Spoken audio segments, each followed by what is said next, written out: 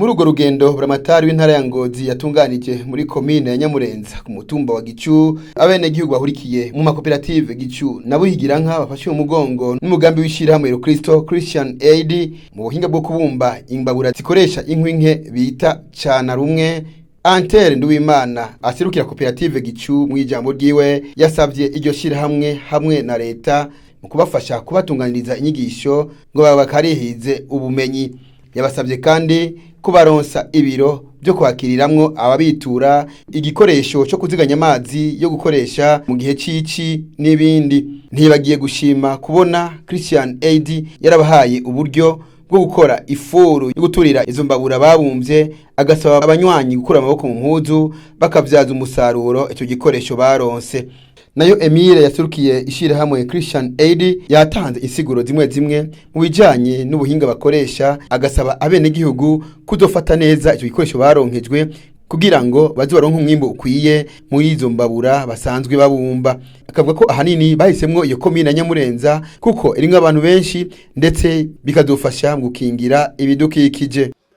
Uwo mugambi waje ugana uraba cane ibi kubahiriza ibidukikije cyane ibidukikije ni byinshi na twebwe turimwo, ibitungwa birimwo, ibiti birimwo, imyonga, inzuzi byose birimwo, cyane mu kugabanya ikoreshwa ry'igiti. Igiti kibangamiwe mu gihugu cyose, mugabo nitwe tukibangamira s'abandi, hari abandi none bakibangamira, nitwe tugikoresha gucana, guteka, kubaza, kurondera byose. Hanyuma rero iyi komine ukuntu ibyumviro twabahaye abo baje gufasha nuko iri mu makomine ari imbere mu gihugu irimo abantu benshi cyane. Nibaza yuko tutari imbere turaba kabiri. Rero tukavuga tuti kumbura umugambi uje wofasha kugira ngo tukingire ibidukikije kuko tuvyikoraho kuri byinshi. Aha uwo mugambi waje kuri uwo mutumba wa Gicu uja no ku mutumba wa Buhigiranka, niho twakoze n'ababaserukiranira n'abanyenerere bari ngaha. Umugambi ugamije iki? Ugamije gukora no gukoresha imbabura ziziganya amakara, imbabura zikoresha inkwi nke. Hariho aho mu burere hamwe bazita cana rumwe. No kuvuga aho wocanye inkwi zitatu gacana rumwe uduharage tugasha. Turavye ingo zaha ziri ngaha dusanga tubikoresheje vyoshobora gufasha muri uwo mugambi. Uwo mugambi ugafasha kugira amagara meza kuko izi mbabura mubona bashoboye gukora zituma havamwo imyotsi mike nayo nyene. Igafasha kandi ko dushobora kuyikorako nimwazikoresha tukazikoresha turashobora no kuzidandaza. Nayo buramatari w'intara ya Ngozi mu ijambo yashikirije abenegihugu yamenyesheje ko izo mbabura bise cana rumwe zikorwa mu ibumba hamwe zokwira hose byofasha mu gukingira ibidukikije no mu gutonona ibiti. Ibidukikije soko y'amagara meza, ibidukikije bituma tugwanya bwa bugaragwa, ibidukikije bituma wa mwimbo mwiza twamatiriko turarata. Murabizi yuko cyane nkuno mwaka w'2022 nyene icubahiro mukuru w'igihugu cacu General Major Evariste Ndayishimiye yawitiriye umwaka w'umwimbo. Umwimbo rero ntushobora kuboneka mu gihe ibidukikije bitameze neza. Muri ivyo rero bidukikije hariho mu gukingira ivyo bidukikije harimwo gukoresha inkwi zike zishoboka. Gukoresha inkwi zishoboka zike cyane mpereye muri komine ya Nyamurenza. Murabizi ni komine mu ntara ya Ngozi ifise abantu benshi cyane. Tugiye kuraba nuko kuntu mubana ku kilometero kwadrate dusanga muri abantu benshi cyane. Sinzi ko ari kubera indongozi ziraduhimiriza ku kivi, sinzi ko ari kubera mwumvise uwo mugambi mukaja ku kivi mugaca murondoka cyane. Ariko twebwe rero tuvuga tuti kugira abantu benshi ni ubutunzi, sibyo?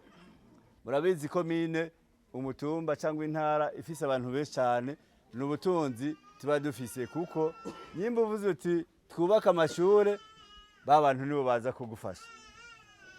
Nyimba ari intererano isabwa kugira duterere kugira ishure ryubakwe cyangwa ivuriro, ni ba bantu. Rero singorane kugira abantu benshi, haba hasigaye kumenya ibikurikira. Ibikurikira rero ni izi nyigisho ziriko ziratangwa, hambavu y'izo turonka kwa muganga kugira benshi, mu gihe tuzi yuko isi, sinzi yuko isi murabona kwikura, muga abantu bo baraba benshi. Isi nikura rero, mu gihe idakura uca usanga turiko turagira ya ngorane, za ngorane zijanye n'amatongo, ugasanga umwe wese ahahonyoye, yurenganye, ugasanga ko hirya no hino muri sentare, ku mutumba, mu nzego zitandukanye, ugasanga n'amatati y'amatongo bama ariko barakira umwanya wose. Nakaryo rero keza ko kubasigurira muri komine Nyamurenza mu mitumba yose yuko igwirirana ry'abantu twumvise ko atari ingorane. Haba hasigaye rero kumenya ingorane zose zikurikira uko twozitwara neza. Mwumvise ingorane zo kuba turi benshi, amatongo aragabanuka, hanyuma kandi ibidukikije birahahonera. Ibidukikije rero nk'ubu turiko turavuga uno munsi no gukingira isi yacu. Ibi biti dutera bizana akayaga keza, bizana ya mvura nziza, tubihoneje duhava dusanga ejo habaye ubugaragwa. Twagira rero dushimira ubwa mbere abarongoye abagiye imbere kugira yumvire yuko intara ya Ngozi itwoja mu bambere bakingira ibidukikije, bya biti dutera kugira ntitubice ku bwinshi, kuko ibiti bari babwiye kare, ibiti bivamwo imbaho, bikavamwo izi mpapuro dukoresha hariya mu biro, ziva mu biti, imiti myinshi ikorwa mu biti. Noneho mwabonye kandi yuko igiti gishobora gukora tugabanije kugira dukore zambabura cyane rumwe nk'uko bari babwiye. Cyane rumwe sinirirwa ndabisigura, ni ukuvuga ya miganda mwahora mukoranye ugasanga iziko riratwaye umuganda wose, mwabonye ko iyi mbabura iza yishura ivyo bibazo. Ubwa mbere uwo muganda wawuzanye uzovuga uti nyimba nahora ndawukoresha mu minsi 3, ubu uzi yuko izokiba myinshi cyane, ntirirwa ndaharura, kuko akarore mwakumvise. Shimire kandi n'aba batubwiye yuko imbabura 100 za mbere zizoba ari umutahe mu makoperative.